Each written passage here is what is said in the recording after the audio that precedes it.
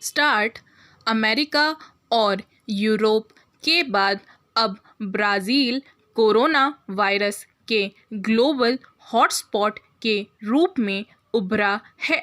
घने बसे शहरों से अमेज़न के जंगलों तक महामारी फैल चुकी है। वहाँ संक्रमण की दर दुनिया में सबसे अधिक है।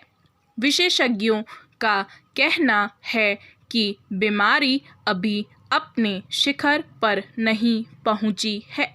ब्राज़ील के कई राजनेताओं और स्वास्थ्य विशेषज्ञों ने इस स्थिति के लिए राष्ट्रपति को दोषी ठहराया है।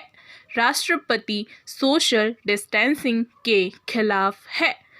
राष्ट्रपति ने सोशल डिस्टेंसिंग के नियम तोड़कर अपने समर्थकों की बड़ी रैलियां की है। उन्होंने लॉकडाउन की कोशिश करने वाले क्षेत्रीय गवर्नरों के खिलाफ मुहिम छेड़ रखी है।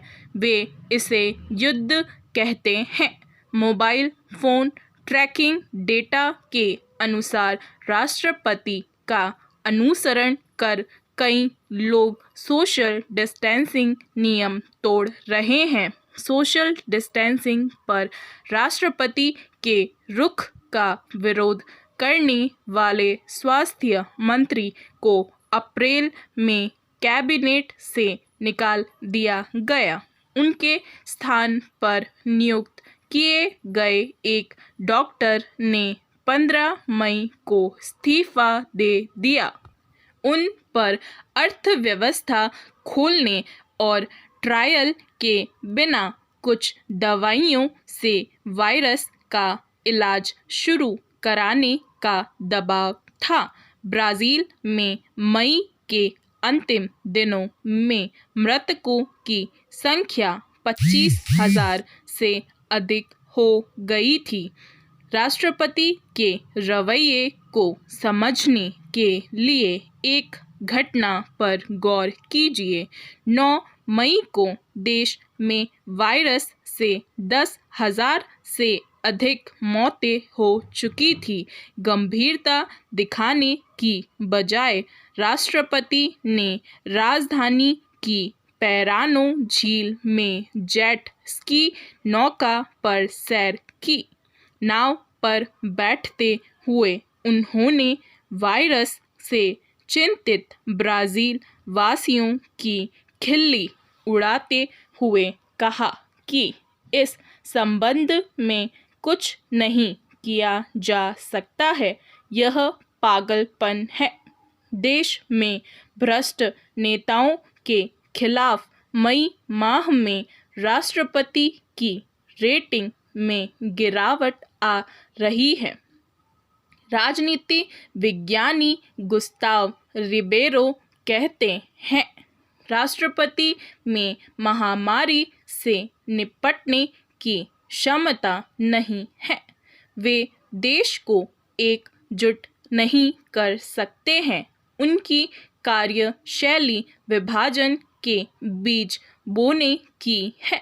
दूसरी ओर ईसाइयों, सेना और किसानों के बीच उनका मजबूत आधार है। कोलंबिया यूनिवर्सिटी में ब्राज़ीलियन पब्लिक पॉलिसी के प्रोफेसर कहते हैं, राष्ट्रपति महामारी से निपटने के लिए यदि स्वास्थ्य विशेषज्ञों की सलाह मानेंगे, टेक्नोलॉजी से जुड़ा रुख अपनाएंगे तो उनके मूल समर्थक नाराज हो जाएंगे। उमड़े जनता के गुस्से के बीच 2018 में राष्ट्रपति सत्ता में आए थे। वे पहले सेना में थे।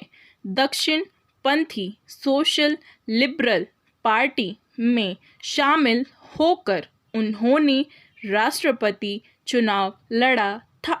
बाद में उन्होंने पार्टी छोड़ दी। वे मनमाने तरीके से काम करते हैं। उन्होंने देश में ध्रुवीकरण बढ़ाया है। उनके समर्थक बहुत उग्र और आक्रामक है।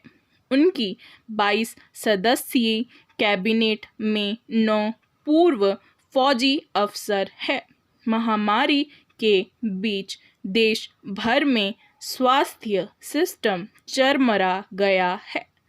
साओ पाउलो और पेराम्बुको राज्य में ICU 90 से 96% तक भर चुके हैं। रियो डी जेनेरियो में अस्पतालों में प्रतीक्षा सूची हजारों की संख्या में है। लॉकडाउन आंशिक है। आबादी का अधिकतर हिस्सा घर से काम करने की स्थिति में नहीं है। मानव अधिकार समूहों का अनुमान है कि भूखमरी फैल सकती है। 1/4 आबादी गरीब है।